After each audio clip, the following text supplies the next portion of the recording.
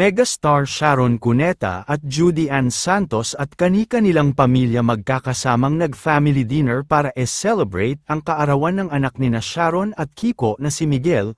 Nitong Miyerkules ng gabi October 29 ay nagkaroon na ng late birthday celebration ang anak ng mag-asawang Sharon Cuneta at Kiko Pangilinan na si Miguel, kung saan ay naghanda sila ng isang family dinner kasama ang buong pamilya ni Judy Ann Santos at Ryan Agoncillo. Mula sa official Instagram account ni Megastar Sharon Cuneta ay masaya nitong ibinahagi sa publiko ang mga videos ng mga kaganapan sa kanilang naging bonding at dinner together, kung saan ay makikita na napuno ng kasiyahan at magkakasama nilang kinantahan ng masigabong happy birthday si Miguel. Sa isa pang post ni Sharon Cuneta ay proud at masaya din nitong ibinahagi ang mga larawan nila together ni Judy Ann Santos. Kalakip nito ay ang isang matamis na caption kung saan ay 23 years na nga umano silang magkaibigan ni Juday at maging ang kani-kanilang mister ay magkaibigan na din. Hindi na din umano iba si Juday sa kanila dahil parang parte na ito ng kanilang pamilya. Narito ang kanyang buong caption.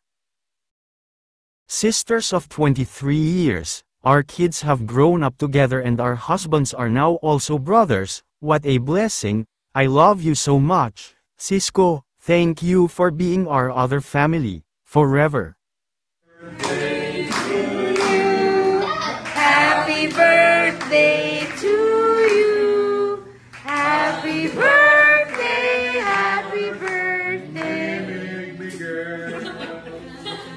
Happy birthday to you. Happy birthday to you.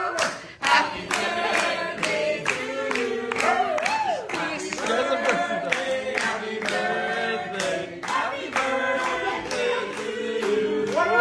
Happy birthday to you. Happy birthday to you. Happy birthday, happy birthday, happy birthday to you. Make a wish lang. Make a wish. Yeah! Happy birthday to you. Happy birthday. Love you, baby. How does it feel to be 16? Happy birthday. Age of 16.